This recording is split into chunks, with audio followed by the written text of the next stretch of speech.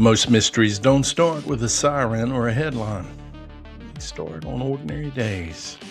A boat ride, a walk to school, a drive that never ends the way it should. Tonight, we're revisiting a handful of stories that have stayed with us. Cases from across North Carolina where something went unanswered and time just kept moving. We'll head out to the Outer Banks where two men vanished from a boat that wasn't supposed to sink. We'll look at disappearances that unfolded quietly in small towns. And we'll revisit a case that haunted Shelby, North Carolina for more than 40 years. These are replays, but the questions, they're still very much alive. I'm your host for the evening, Tim Eubanks.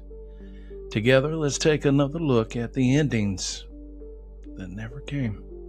We'll start on the water. Two friends, one boat, and a disappearance so strange that it left behind rumors, sightings, and a mother still asking questions decades later.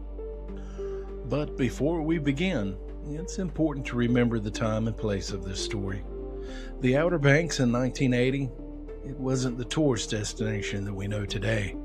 Records were thin, communication was slower, and when something went missing at sea, it often stayed missing. This next story comes from one of our earlier deep dives. The question it raises, well, they haven't aged a day.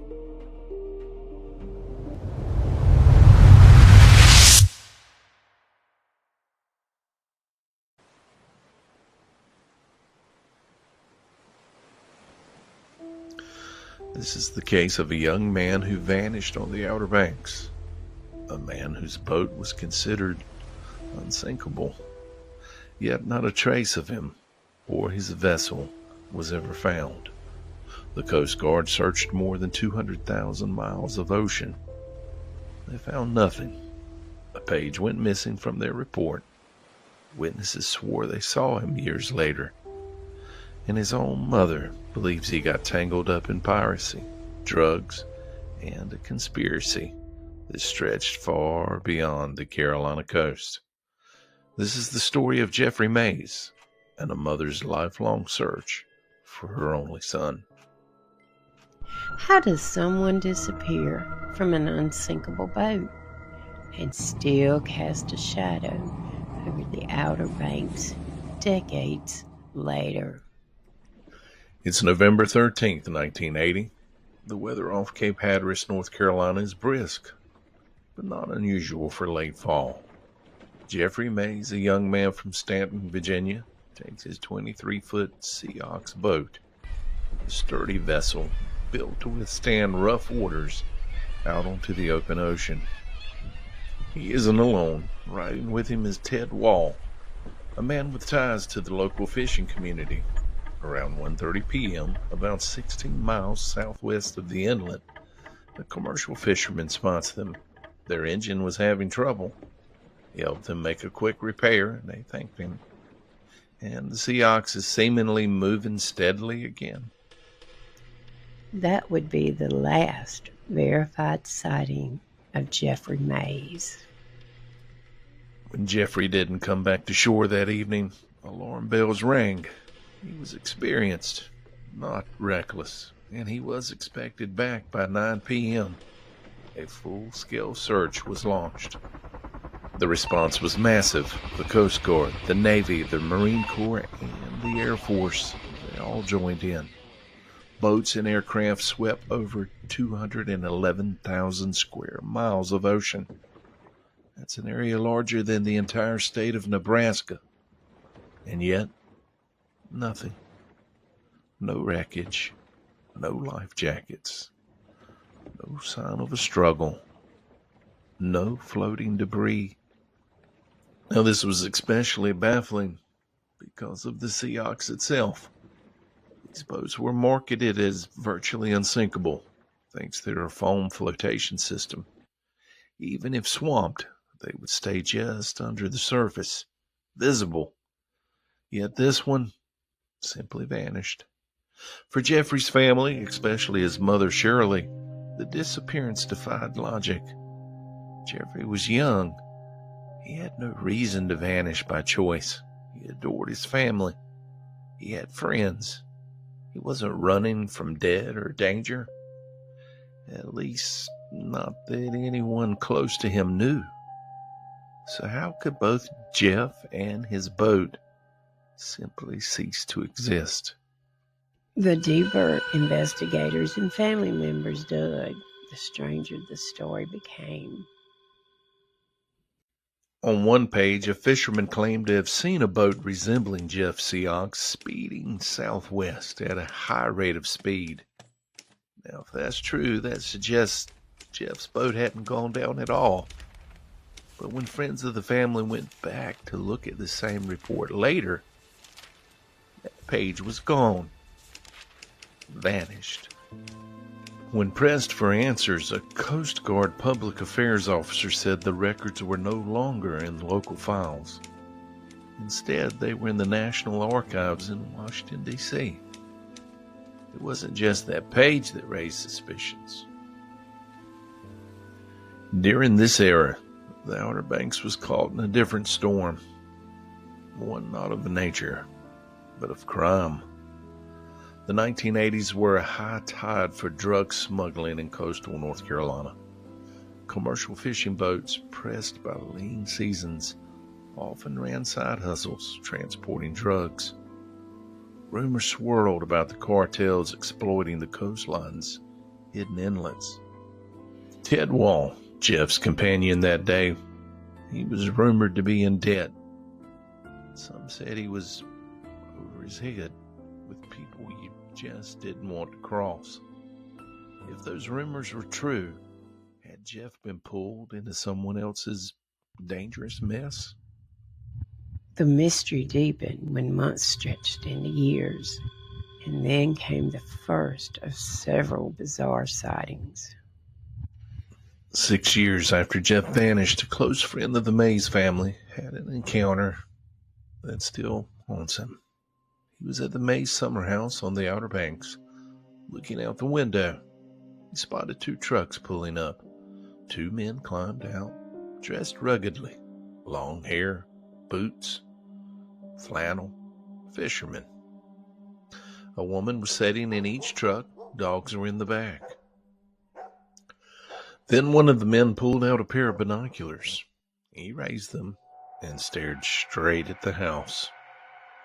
The friend inside froze because that man with the binoculars looked eerily just like Jeff. As he walked toward the door, their eyes locked. The man with the binoculars lowered them and waved. But this wasn't just any wave. It was Jeff's wave. A funny, distinctive gesture. Something only those who knew him would recognize. And then the men drove off. Years later, in 1995, another strange connection surfaced. A commercial fishing vessel called Mr. Big arrived in the Outer Banks. The ship already carried a reputation, suspected of exploiting regulatory loopholes in Alaska. A photographer from the Virginian pilot captured the ship pulling in the port. On its deck stood 3 men, and one of them looked exactly like Jeffrey Mays. Now, if that wasn't enough, that same week, someone broke into the Mays summer home, not through the front door, not even the first floor, but through a special lock on the second floor, a lock only known to a handful of people. Inside, nothing was stolen, nothing broken, but every light, ceiling fan, and alarm clock had been switched on, as though the intruder knew the house intimately. To Shirley and her family, it's like a ghost had passed through, a message being sent without any words. Was Jeff alive? If so, why hadn't he come home? For Jeff's mother, Shirley, the disappearance of her only son became her life's mission. She refused to accept the official line that Jeff was simply lost at sea. Too many oddities stacked against that conclusion. No wreckage, no debris, a missing page, and possible sightings.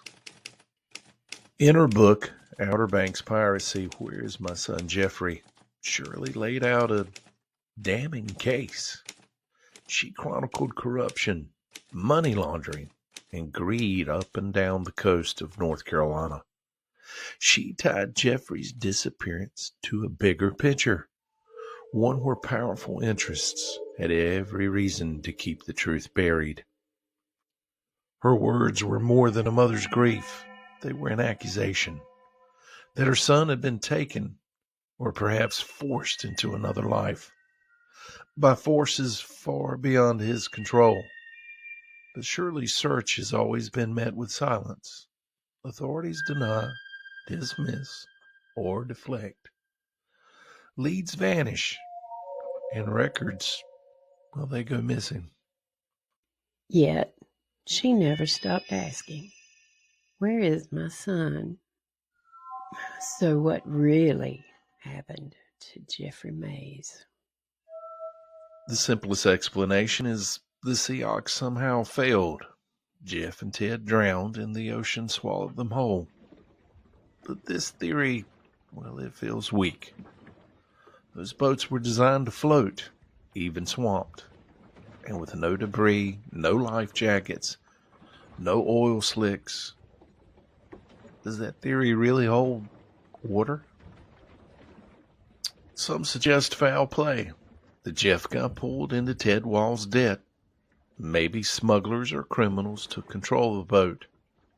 Maybe the Sea Ox was sunk deliberately or repurposed. That missing page from the Coast Guard report about a speeding boat, that could back this theory up. Another theory would suggest voluntary disappearance. The sightings, the wave, the photo on the Mr. Big, that eerie break-in, they all suggest Jeff may have staged his own disappearance. Perhaps he fled to Alaska, forced into a life where returning meant endangering his family. And could it all be just one big cover-up? The Coast Guard files, that missing page, the lost records. Was Jeff's disappearance tangled into something bigger? A drug smuggling operation, maybe? A botched military or Coast Guard encounter? Something powerful enough that the truth had to be erased. It's been over 40 years since Jeffrey Mays vanished from the waters off Cape Hatteras. His boat was unsinkable. His case is unforgettable. And yet, the answers remain out of reach. For Shirley Mays, the question isn't just where her son is. It's why no one in power seems willing to help find him. If Jeff is alive, what's keeping him away? And if he's gone, why is the truth buried deeper than the ocean floor? This was the story of Jeffrey Mays. Somewhere out there, the ocean, it still holds its secrets.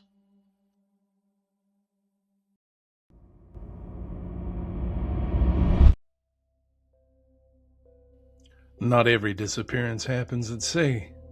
Some happen on quiet roads, during errands, in places where no one expects someone to simply vanish. This next story isn't about one mystery. It's about a pattern. 5 people, 5 ordinary days, and 5 moments when something quietly went wrong. We're revisiting these cases not because they're famous, but because they're unresolved.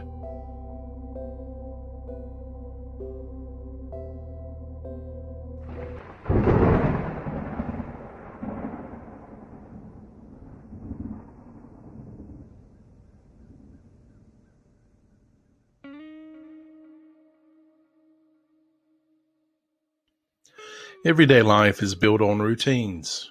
Morning coffee, a bus ride to school, Just a quick trip to see a grandmother, but sometimes those ordinary moments, they crack open and reveal something far darker.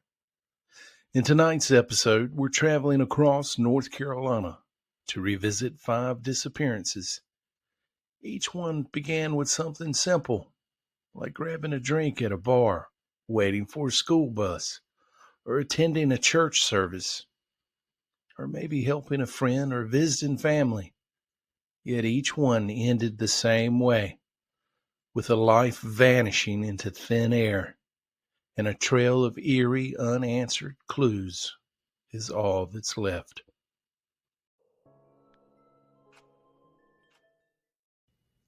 It's November 1981. Darlene, a young woman who had recently gone through a divorce, had moved to Hollywood, Florida.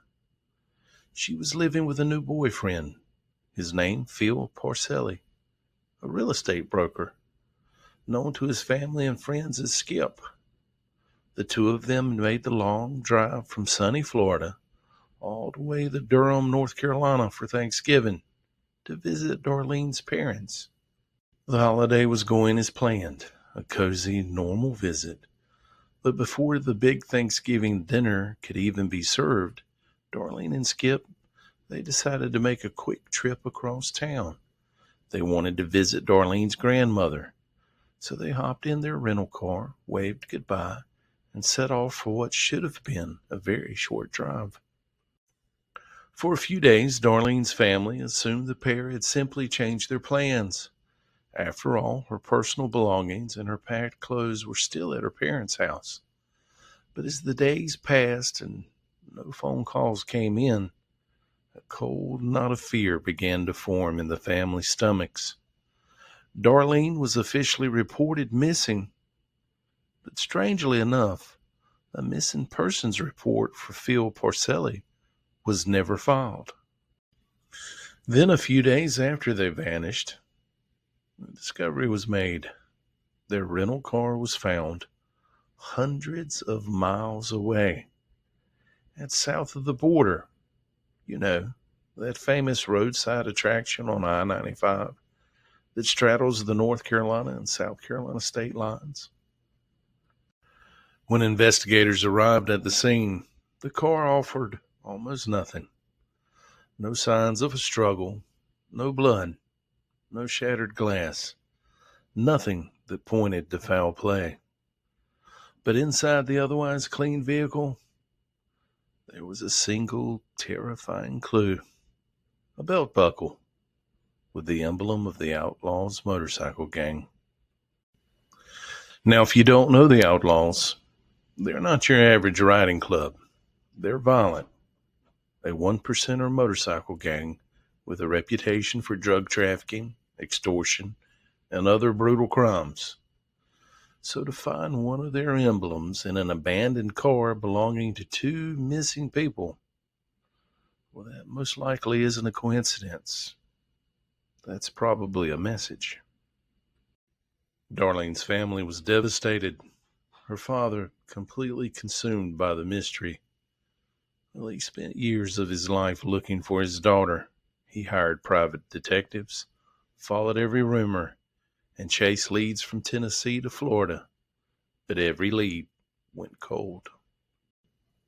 Today, more than 4 decades later, both Helen Darlene Fuller and Phil Skip Parcelli, they're still missing. The case, it's gone cold, leaving behind nothing but questions. What happened on that short drive to a grandmother's house? Why was their car found hundreds of miles away at a tourist trap? And what did that belt buckle really mean? Were Darlene and Skip victims of a crime? Or were they somehow involved with people who left that chilling calling card? The answers remain lost, just like Darlene and Skip, somewhere on a lonely stretch of highway.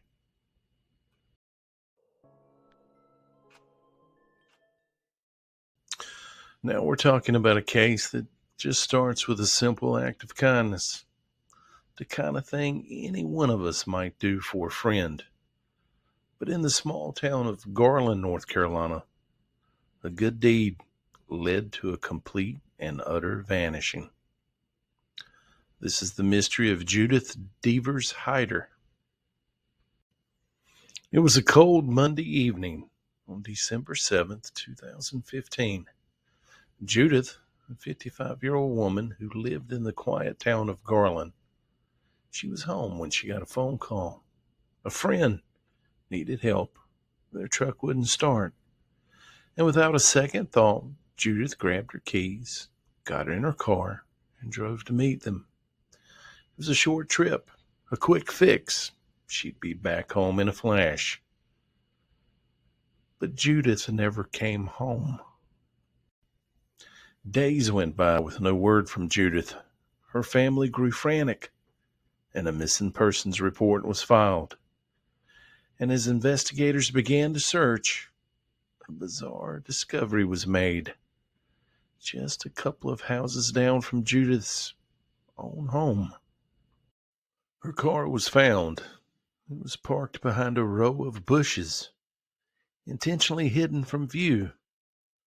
There were no signs of a struggle or foul play in the vehicle, but the location itself, well, that was unsettling. Why would her car be parked so close to her own home and still intentionally concealed? It was a clue that made absolutely no sense. Soon the days turned into weeks. The mystery, it only deepened. Police confirmed that Judith had a medical condition and was in need of medication. Raising the urgency of the search, family and friends spoke of her as a kind and helpful woman, making her disappearance all the more baffling. Who would want to harm her? The North Carolina State Bureau of Investigation joined in on the case, and a $5,000 reward has been offered for information leading to an arrest. But despite all the efforts, there's been no sign of Judith. There's been no new leads, no suspect named, and no answers.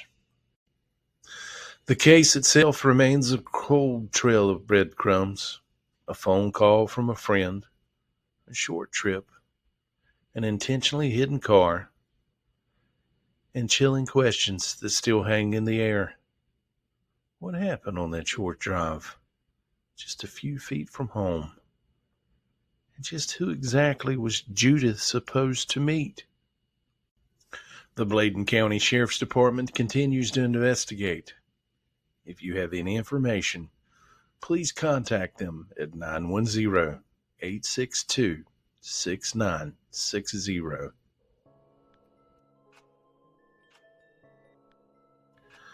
The following story is one of the most frustrating kinds, a puzzle with almost no pieces. A good man, surrounded by his friends and community, vanishes on a Sunday morning, dressed in his Sunday best. We're going back to June 15th, 1975. Just happened to be Father's Day that year. Rocky Mount, North Carolina. This is the case of Calvin Brazier.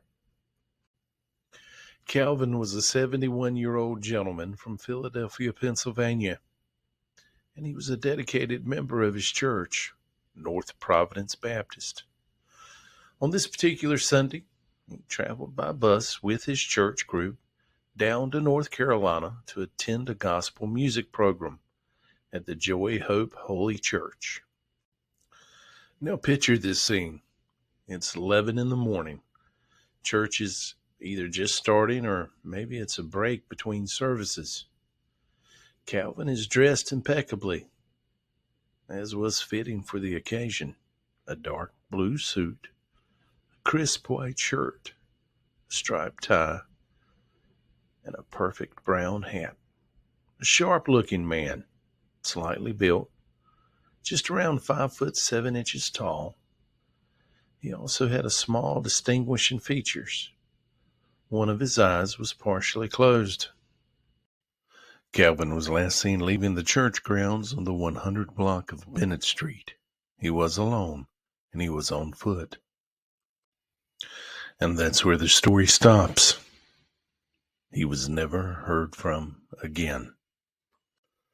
Think about that for a moment. This wasn't some remote hiking trail. This wasn't a crowded, chaotic city center. This was just a Sunday morning in a small, quiet town. This was an elderly man dressed for church, walking out of the building where his entire traveling party was located. The details available in this case are stunningly few, which only deepens the mystery. The big question is, where was Calvin going? Why did he leave the group? Did he have a sudden medical emergency? At 71, it's possible. Maybe he fell ill and was walking somewhere specific. Maybe to a pharmacy or a payphone to call a relative.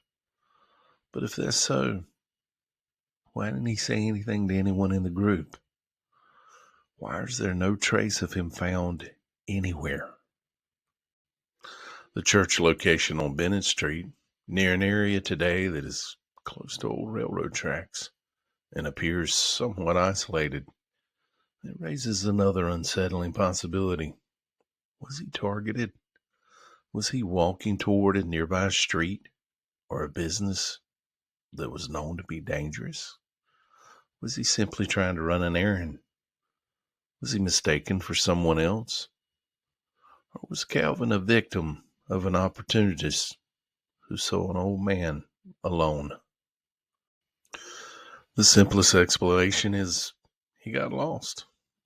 But given his age, his dress, and the fact he was surrounded by people who knew he was there, it's chilling that no one, no parishioner, no bystander, no one saw anything that could provide a single clue about the direction he took. To this day, Calvin Brazzer's case remains classified as an endangered missing person. He walked out on a bright Sunday morning from a gospel concert and simply disappeared into the summer air, leaving behind only unanswered questions and a community that never really stopped looking for him.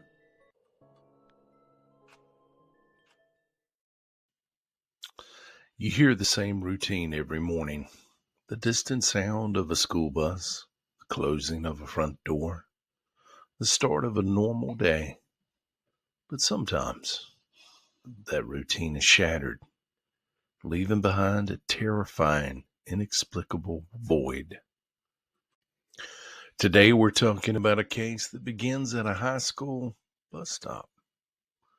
This is the story of Kimberly Thrower. Kimberly, or Kim as her friends called her, was a 16-year-old girl living in Laurinburg, North Carolina. On the morning of April 29th, 2004, she was doing what hundreds of thousands of students across the country do every day. She was heading to school. Specifically, she was waiting at the bus stop on Stevens Circle, intending to go to Scotland High School. She was petite, only about 5'5", easy to recognize, a young Native American girl with brown hair, light brown eyes, and distinct piercings on her ears and tongue. It was exactly 7 a.m. when the one crucial detail in this case was witnessed. Someone saw Kim at that bus stop. They saw her interact with an African American male. According to the witness, the man placed his arm around Kim, and then, in a move that has baffled investigators for over 2 decades, the pair simply walked away from the street and into the woods together. Kimberly never arrived at school that day. She was never heard from again.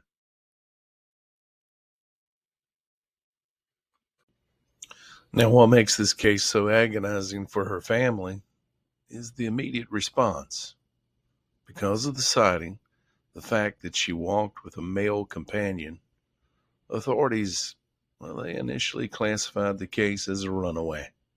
The assumption was that she went off with someone she knew, possibly a boyfriend, and she would be back. But as the days turned into weeks, and weeks, they unfortunately turned into years, that hope has faded into a cold, hard silence. Kim had left her family, her community, and her life behind, and not a single verifiable trace of her existence has surfaced since. How does a 16-year-old runaway go without reaching out to anyone? For over 21 years. It just doesn't sit right. Due to the passage of time and the complete lack of contact, authorities are now re-examining this case, understanding that this is far more likely a serious crime than a simple runaway situation. The questions are chilling. Who was that man? Did she go willingly into the woods, only to be trapped by circumstances she couldn't control? Or was she lured into a situation that ended her life just a few feet from her regular bus route? We don't know the answers. All we have is a final terrifying moment that a teenager walked away from her life into the woods on a quiet school morning. Kimberly Thrower's case remains unsolved. If you have any information, please contact the Scotland County Sheriff's Office, 910-276-3385.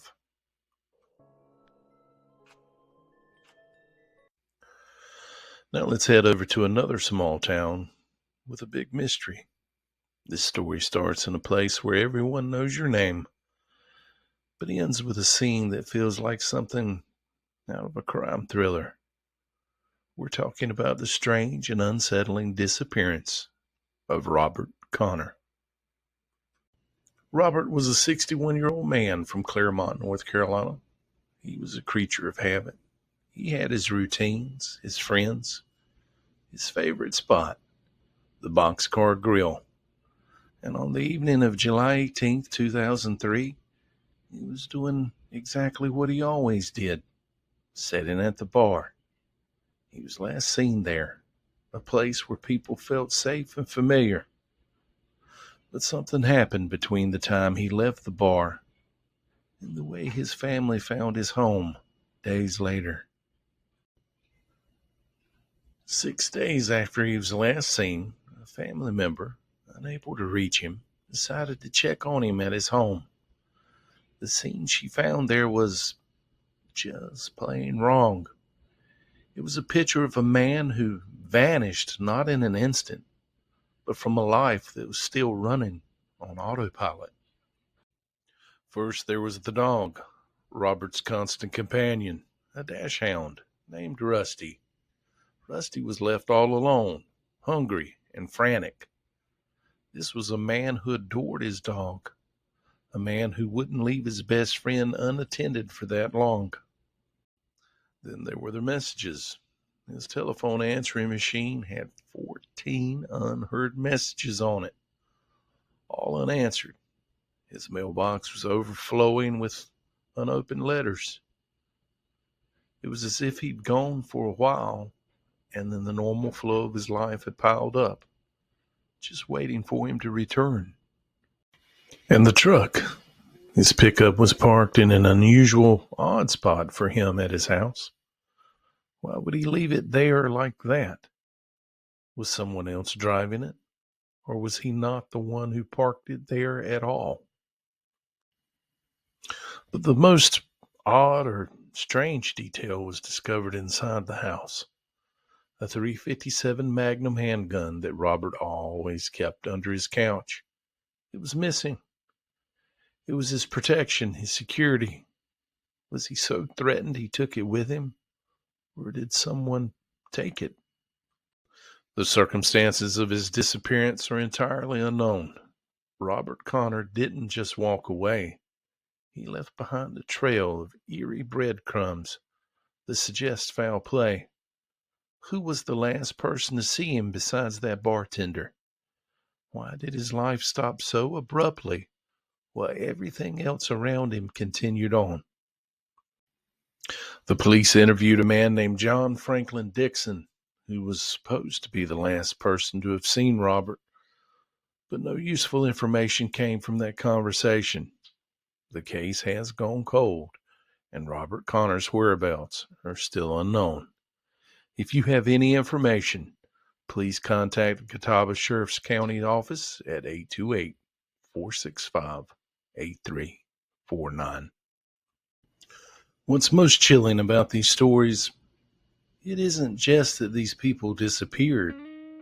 It's how normal their final moments seemed. A routine errand, a short walk, just a quick stop on the road, then nothing. Somewhere along the line, the ordinary became extraordinary. And that's what makes these mysteries so haunting. Because if it could happen to them in their familiar worlds, it could happen to us at anywhere, at any time. This has been Tim with the BucklesBerry Lemonade. Until next time, good night.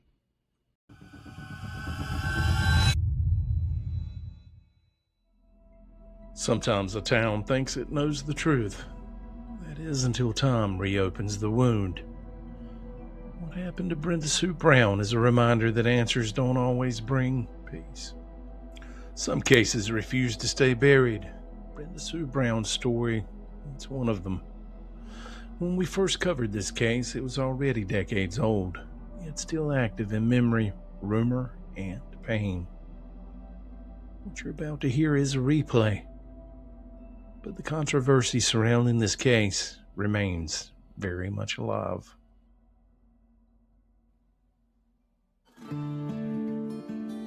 Welcome back to BucklesBerry Lemonade. We are your hosts, Lisa and Tim. Thank you for joining us today for another story from deep within the archives of human experience.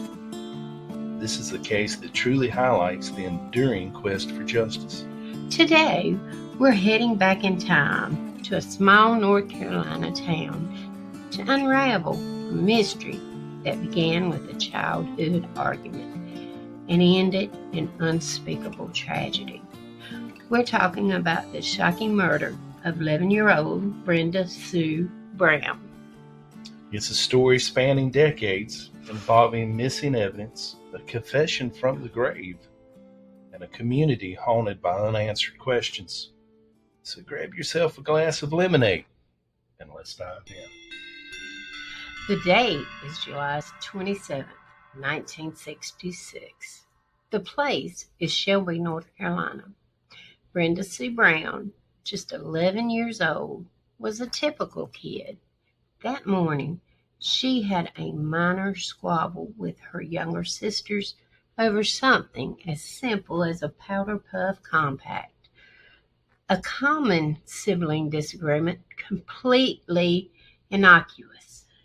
And like so many summer mornings, Brenda Sue was asked to do a simple chore. Just walk her 6-year-old sister Patricia just 2 blocks to a Head Start class. It was a routine trip, a task, well, she'd likely done countless times before. But on this scorching July day, it would be the very last time Brenda Sue Brown was seen alive. By 10:15 a.m., Brenda Sue's mother, Gladys Brown, began to feel that mother's intuition kick in. Something was wrong, and she started a desperate door-to-door search, driving through her neighborhood, stopping neighbors, and even passing motorists, asking if anyone had seen her daughter. An hour later, as that dread intensified, a full search team was formed by members of the Shelby Rescue Squad. The clock was ticking, and the sun was climbing higher in the sky. The search continued for hours. Then, at 6:45 p.m., the worst possible news arrived. Brenda Sue's nude body was found in a wooded area, heartbreakingly close to home, just 150 feet from South Lafayette Street, a main thoroughfare. Her small body was covered with freshly cut tree limbs, leaves, and brush. And in a chilling detail, the red and white dress she had been wearing was found folded neatly and placed atop the brush. A bloody rock lay nearby. Authorities quickly determined that Brenda Sue had been brutally beaten to death with that rock. Her skull had been fractured in 12 places. Police reported that despite her body being nude, she had not been assaulted. And in a strange detail, they believed that the killer had to have been on foot because of the heavy traffic on South Lafayette Street. It would have made it nearly impossible for someone to get out of a car, force her into the woods, and not be seen. At the time, law enforcement had several individuals they considered suspects. One was an unidentified bald white man who had allegedly exposed himself to Brenda Sue's sister just a few days earlier, but this man could not be found. The other was a 13-year-old black boy named Robert Roseboro, who had a mental disability. Officer Harold Smith questioned Roseboro, and according to Officer Smith, Roseboro simply sat there, silent, refusing to answer any questions. This silence, coupled with the fact that Roseboro lived only a few hundred yards from where Brenda Sue's body had been found, made him highly suspicious in the eyes of the investigators. However, the public was baffled as to why Roseboro was interrogated further. Rumors began to circulate, theorizing that perhaps Roseboro was being protected by a local crime syndicate, which was said to dominate the town of Shelby in the 60s. But police maintained the reason was simply a lack of evidence. Officer Smith stated, quote, "We just didn't have enough evidence on him. We had to let him go," end quote. Yet he and other investigators personally believed Roseboro was Brenda Sue's killer. 2 years later, on June 22nd, 1968, another horrifying crime shook Shelby. At 11:30 a.m., a woman and her daughter arrived at Mary's Cannon Towel Outlet, Mary Helen Williams's business, which was on Dixon Boulevard. They found the sign that said closed, but a glance through the window revealed a horrifying sight. A woman lying on the floor, covered in blood. Shelby police were called, and as they arrived, Robert Roseboro, the same Robert Roseboro, he walked out of the business with his hands in the air. Inside, Mary Helen Williams was found nude, her body brutally beaten, and stabbed multiple times with a pair of scissors. Just like Brenda Sue, the county coroner determined that Mrs. Williams, though nude, had not been sexually assaulted. Her dress and underwear were found neatly placed in the store's restroom. Now, the 1960s in Shelby, well, that was marked by intense racial segregation. The rumors surrounded Roseboro, a black man accused of murdering a white woman. It quickly turned volatile. Threats from the Ku Klux Klan were so severe that Roseboro was secretly transferred to a jail in a nearby county for his own safety until the trial in 1969.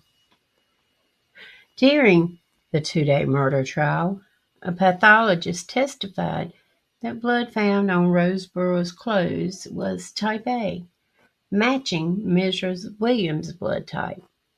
Roseboro, however, vehemently denied killing her. He claimed police had lied about the investigation and that he had no motive, as there was no rape or robbery. He even drew maps of his whereabouts in the store when police arrived, attempting to explain how the blood might have gotten on his clothes. Despite his defense, Robert Roseborough was found guilty in May 1969 of murdering Mary Helen Williams, and he was sentenced to death. This sentence was later reduced to life in prison, and because of the chilling similarities between the two cases, both victims, nude but not sexually assaulted, both brutally beaten, it became common local belief that Robert Roseborough was responsible for both Brenda Sue Brown and Mary Helen Williams' murder. When Brenda Sue's case was reopened decades later, detectives visited Roseborough in prison, but he refused to discuss her case. Fast forward to 2005, 40 years after Brenda Sue's death. Her sisters, Patricia Buff and Mary McSwain, began a tireless campaign to get the Shelby Police Department to reopen the case. Initially, they were met with a heartbreaking revelation. The case files were missing. Can you imagine that, Lisa? No, not really. Or, of course, I can too, because it's some of the police back then. After 4 days of frantic searching through dusty storage files, the Brenda Sue Brown case files were finally located in an unmarked box. Ironically, right alongside the Mary Helen Williams murder case files. But the relief was short-lived. Much of the crucial evidence was missing. Brenda Sue's dress, her undergarments, her shoes, the fateful powder puff compact, well, they were missing. Even the very rock that was used to kill her was not found. 2 vials of blood, fingernail scrapings, branches from the case, and the hair sample, all missing. And according to police records, Sheriff Allen was the last person in possession of this evidence. Having retrieved it from the State Bureau of Investigation in Raleigh in August of 1966, the only physical evidence that remained was a single bloody palm print taken from Brenda Sue's shoe back in 1966. With so much evidence gone, investigators took a dramatic step. On May 15, 2006, Brenda Sue's body was exhumed from the Spring Hill Church Road Cemetery in Lillington, North Carolina. They were hoping to find any usable evidence. Tragically, the wooden casket had disintegrated and only a few bones remained. A public memorial service was held just 6 days later, and Brenda Sue's remains were finally laid to rest in Sunset County Cemetery in Shelby, North Carolina. The momentum for Brenda Sue's case truly began to shift in the spring of 2006. The Shelby Star newspaper ran a powerful 13-part series commemorating the 40th anniversary of her murder. And it was this series that brought forth a stunning new lead. Shortly after the article ran, a woman named Lori Lau came forward to police. She claimed that her grandfather, Earl Mickey Parker, had told her just before his death on June 26, 2002, that he and a man named Thurman Price had killed Brenda Sue. And on February 12, 2007, police acted on this new information. 79-year-old Thurman Price was arrested and charged with first-degree murder. Price's home was located suspiciously close to where Brenda Sue's body had been found.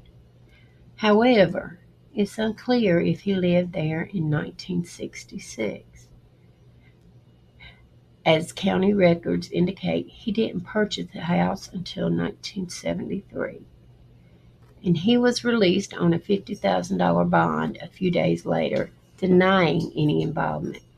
The indictment revealed that Earl Mickey Parker, had described the murder in chilling detail to his granddaughter. Authorities stated that his confession was consistent with the original crime scene evidence. Court records also showed that Lori Lau had called Brenda Sue's family on April 3, 2006, telling her sister that Thurman Price was indeed the killer. But she didn't mention her grandfather's involvement at the time. With the new confession in hand, investigators once again turned to exhumation. On May 12, 2007, Earl Mickey Parker's body was exhumed from Sunset Cemetery in Shelby. The hope was to compare his palm print to the bloody palm print found on Brenda Sue's shoe. Unfortunately, the results were inconclusive. His hands were too deteriorated to get a usable print. How about that? Bless her heart. She's buried in the same cemetery that he was. Oh my goodness, that's The criminal histories of Parker and Price also painted a very disturbing picture. Back in 1954, Parker, then 26, Price, 25, had been indicted together for the assault of a 12-year-old girl named Shirley Morrison. That happened in Patterson Springs, North Carolina. In January 1955, both men pleaded guilty to assault to commit, which we can't say. They were given a 3 to 5 year suspended prison sentence, ordered to keep a job, abstain from alcohol, and pay court costs. This history certainly added a chilling context to Parker's deathbed confession. And on February 9, 2010, Cleveland County Judge made a pivotal ruling. Earl Mickey Parker's deathbed confession and Lori Lau's testimony would be admitted as evidence at trial. Lau testified at the hearing that in June of 2002, her grandfather on his deathbed at Cleveland Regional Medical Center told her, quote, "I've done some bad things with my life, and before I can move on, I need to get them off my chest," end quote. Lori recalled her grandfather's chilling account. He had walked to a local bootlegger's house the night before where he met up with Price. They drank for several hours. Then the next morning while walking home, they saw little Brenda Sue Brown near South Lafayette Street. They snuck up behind her, intending to commit SA. Parker told Lau that Price grabbed Brenda and dragged her into the back part of the road, and he recounted how, quote, "There was a little black boy playing in a field, and Price screamed at him, 'Go home.'" Well, this turned out to be Robert Roseboro. And according to Parker's account, Brenda Sue fought hard and scratched Price, which enraged him. He then picked up a rock and struck her in the face. Parker told his granddaughter that Price then stated they had to kill her because, quote, "they would go away and do real time this time," a horrifying admission and a possible explanation for why the murder was so brutal and why she was left in that manner. Thurman Price maintained his innocence until his death on August 4, 2012. While still awaiting trial, Robert Roseboro, despite his deathbed confession and pointing fingers elsewhere, was also subpoenaed to the February 2010 hearing. His testimony lasted less than 10 minutes. He denied killing Brenda Sue, saying he didn't know who did it and claimed no memory of that day. He was quoted as saying, "You're talking about something 40 years ago. How would I recall something that long ago?" End of quote. And so, the case of Brenda Sue Brown, with all its twists and turns, its lost evidence, and its conflicting accounts, it remains officially unsolved. Thurman Price died before he could be tried. Robert Roseboro was never charged, and Brenda Sue, who simply walked her sister to school one summer morning, never got the full justice her family has so tirelessly fought for.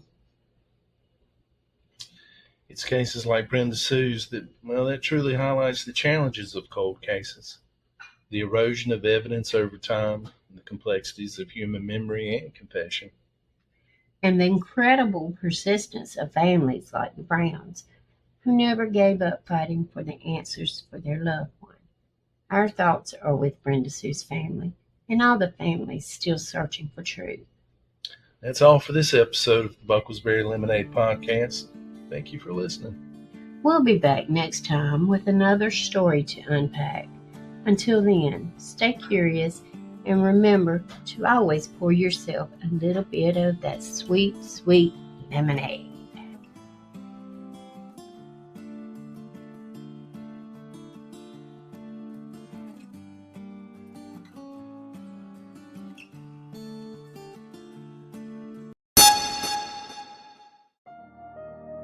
The final replay tonight brings us east, where long stretches of road, swamps, and woodlands have a way of swallowing answers. The following cases, they didn't get documentaries or national attention, but they do have families patiently waiting for answers. We revisit them now because silence should never be the final chapter.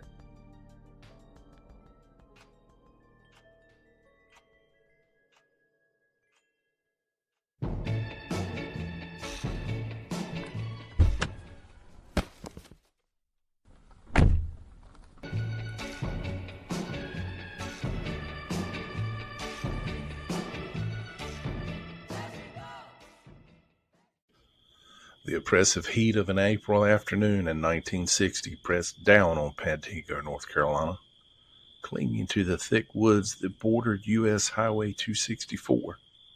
State Highway Commission workers, their shovels biting into the earth. Unearthed not soil, but hidden secrets. A human skeleton, stark and silent, emerged from the tangled undergrowth. A chilling discovery that echoed a forgotten scream.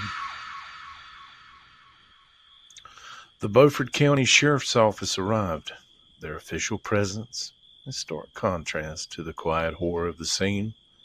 A skull, bone after bone, and the faded remnants of a print dress still clinging to a long-dead frame. They were carefully gathered, as well as a piece of canvas tarp, perhaps a makeshift shroud or a hasty cover. It lay nearby. The very next day, these skeletal fragments and meager clues began their journey to the anthropology department at UNC of Chapel Hill. Silent witnesses seeking a voice. For weeks, the bones held their counsel. Then on June 28th, 1960, a whisper of a name reached the Beaufort County Sheriff's Office. Ruth Allen, a black female, 35, missing from Wilson, North Carolina. The distance between Wilson and Pantego was significant, a journey that would have consumed a good portion of a day. This detail begs a chilling question. Why? Why Pantego? Was this desolate stretch of woods known to Ruth Allen? Or perhaps to her killer? Was the suspect, who met his own grim end in the Wilson County Jail just months prior, was he familiar with these hidden back roads?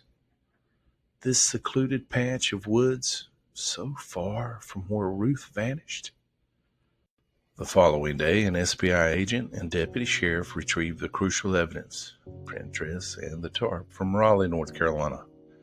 And in the somber confines of the Wilson County Sheriff's Office, family members and friends, their grief palpable, positively identified the print dress. It was Ruth's. The circle of her tragic story began to close, though the questions of why and how She came to rest in the distant Pantego woods, where they still lingered, a spectral presence in the humid air, the grim shadow of the suspect's demise by his own hand in July of 1959, just 13 hours after his arrest. Deepened the mystery surrounding the circumstances that led to Ruth Allen's body being abandoned so far from her home in Wilson. Her bones lay a mile west of Pantego, 100 yards off US 264, and about 60 feet from the road to Dewey Topping. A precise yet chilling testament to her final, lonely resting place. Sadly, Ruth Allen's body was never claimed by her family.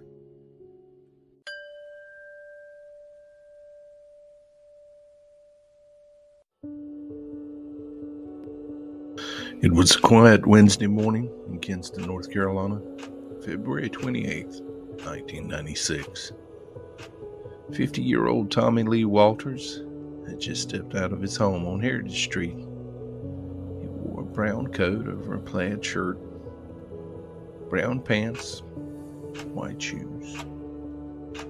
Outside his car, a 1979 Chrysler station wagon, he waited patiently. It was faded black, brown paint, North Carolina tag, FRA 1921. Tommy got in, started the engine, and just like that, vanished. That's the last confirmed sighting of Thomas Lee Walters. His family, they'd said he had been struggling in the days before, quiet, withdrawn, possibly depressed. But no one suspected he'd simply disappear. He left no note, took no luggage, and didn't tell a soul where he was headed. His car, it's never been found. No trace on back roads, nothing on logging trails, nothing by the ponds, the rivers, no hospital registries. It was as if man and machine dissolved into the Carolina night. Tommy wasn't just any man. He walked with a steel rod in one leg, an old injury from years past. Not the kind of person who could wander far on foot. That made his sudden disappearance all the more baffling. To those who knew Mr. Tommy, he wasn't the type to just up and leave without a word. Some believed he might have gone off to clear his mind. Others whispered darker theories about things that might have happened that night behind closed doors or on quiet country roads. What really happened to Tommy Lee Walters after all these years? The questions haven't faded, they've only grown louder. Over the years, the case has gone cold, but it's not forgotten. No dentals, no fingerprints, no DNA on file that we know of. Not even a lead. Just one man and a station wagon that rolled into the unknown. And it's time for answers. If you know anything about the disappearance of Tommy Lee Walters, contact the Kinston Public Safety Department at 252-939-3160, because somewhere out there, the road he took still waits.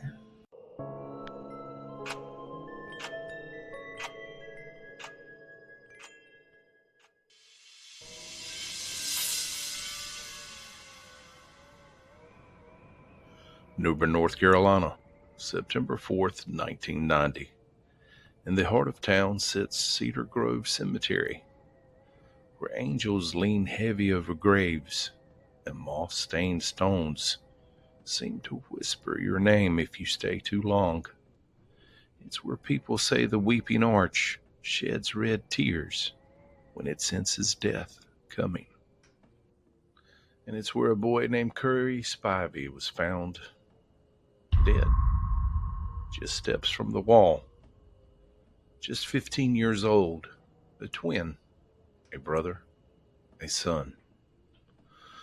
Someone made from love and laughter. Stolen by the dark just before the dawn.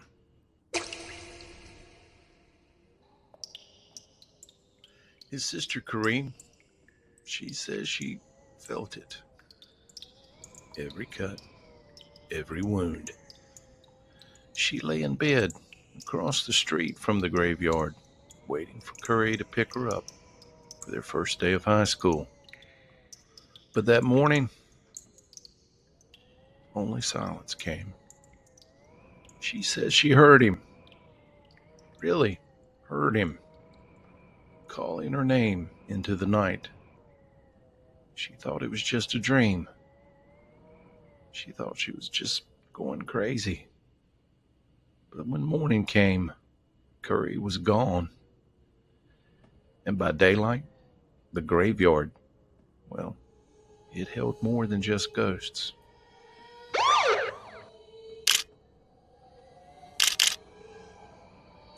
His body was found beneath the ancient trees of Cedar Grove, blood trailing from Howard Street to the cemetery wall.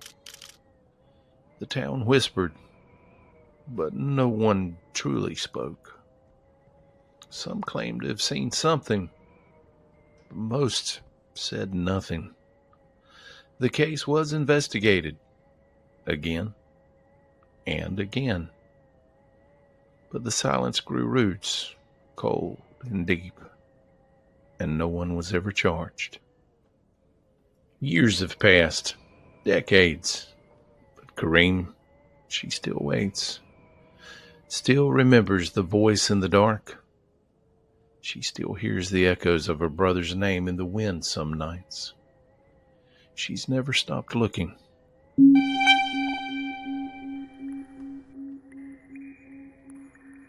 They say the weeping arch cried that night, that a red-stained droplet hit the stone path as Curry crossed under it.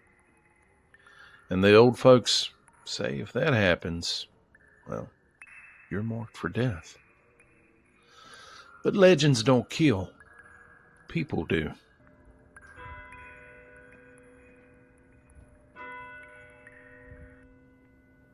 Whoever took Curry Spivey's life that night as he tried to return home from a party, well, they did so in a place where death already lingers, where the past sits right at the edge of the present. Maybe they thought the graveyard would keep their secret. Maybe it has. But secrets rot just like the bones beneath them. The cemetery hasn't forgotten. Neither has his sister. And neither should we.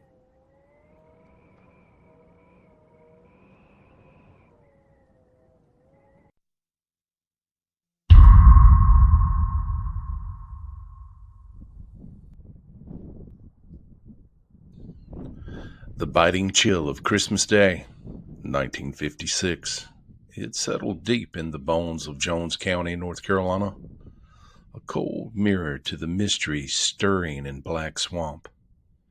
A deer hunter seeking life stumbled instead upon the scattered remnants of a death long past. Just a few human bones, bleached and silent, whispered secrets from the dark, still water. The Jones County Sheriff's Office, their breath misting in the frigid air. They retrieved what they could from the swamp's grasp. Just a handful of bones, some fragments of faded cloth. And 2 days later, the SBI joined in the grim procession, their boots sinking into the muck as they searched for more, for any clue that might speak to the identity of this forgotten soul. 18 to 39 years old, a white man, reduced now to bones and threadbare fabric.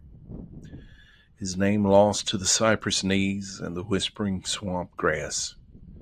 Seems no one knew his story. No one mourned his absence. No one laid him to rest in holy ground.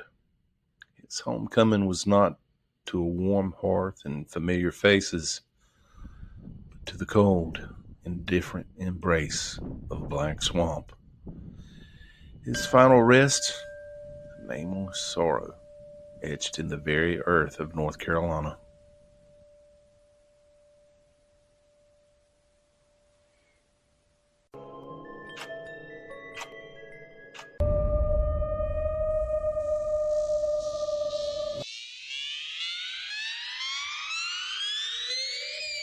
Havelock, North Carolina. The summer of '92 bled into August, thick and green and hot enough to make the very air ache.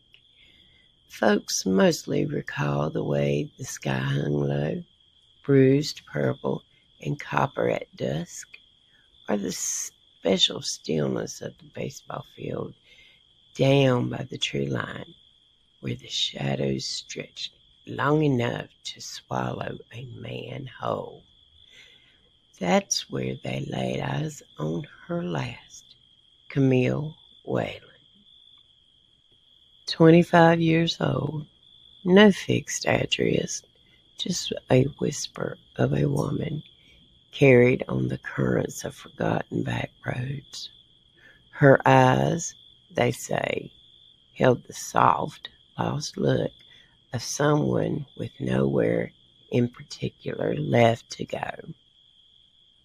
The earth claimed her beneath the stoop of an old oak, strangled and stabbed, left in the red clay like an unwanted secret meant only for the dust to keep.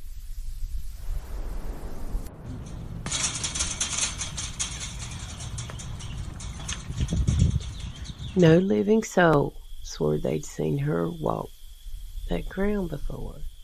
No trucker, no local, no soul remembered offering her passage on that final, sun-drenched day. But in Havelock, the very soil holds a memory deeper than any human heart.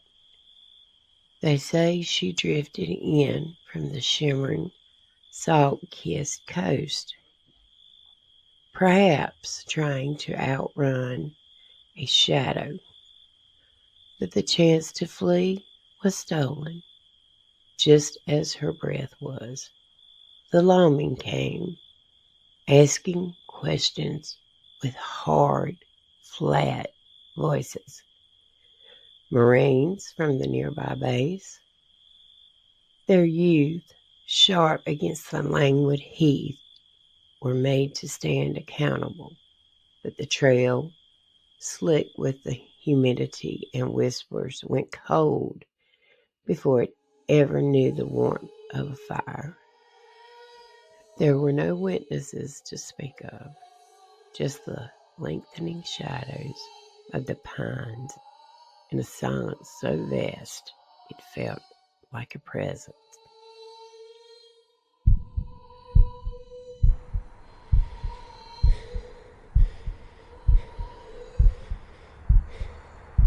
The season spun.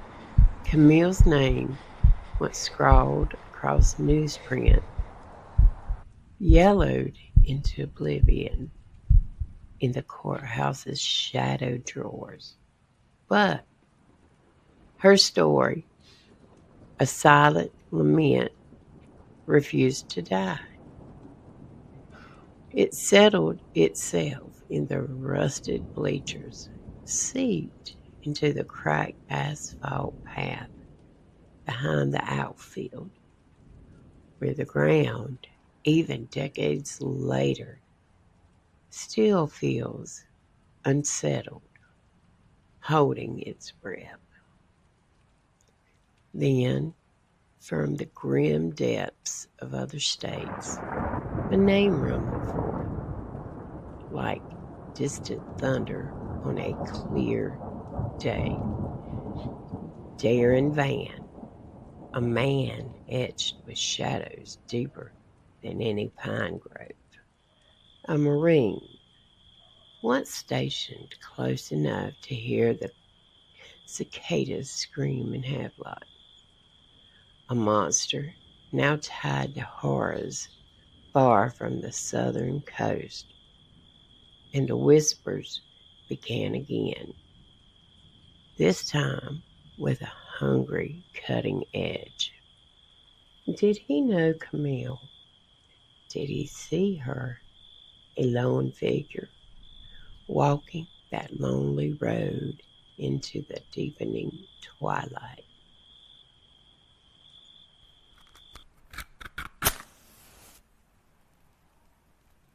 The authorities, tight-lipped and grim, won't speak her name alongside his. Not yet.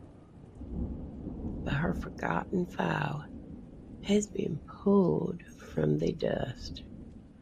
Old photographs, faded with time, have been turned over by gloved hands. New tests run on things long buried, stirred from their slumber. Still, in Havelock, time drags slow as molasses, and the town's ghosts speak only in riddles woven from pine needles and the damp earth.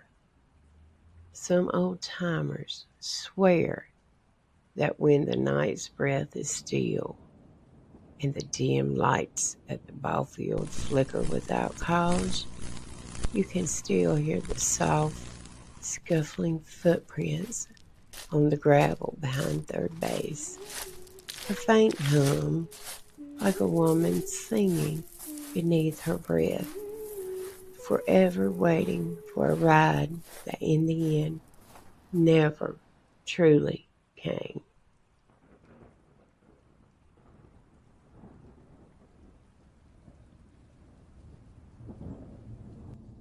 Tonight's stories were told at different times, recorded in different moments, but they all share the same truth. Each one began on an ordinary day. Each one ended without answers. Replays don't mean repeats. They mean remembrance. They mean we're still paying attention. If any of these stories sound familiar to you, or if you hold a detail you've never shared, we're listening. From the coast to the mountains, from small towns to the quiet highways, North Carolina still carries these questions. And until they're answered, we will keep on telling their stories. I'm your host, Tim Eubanks. Thank you for listening to the BucklesBerry Lemonade Podcast. And until next time, please remember to lock your doors, turn on your porch lights,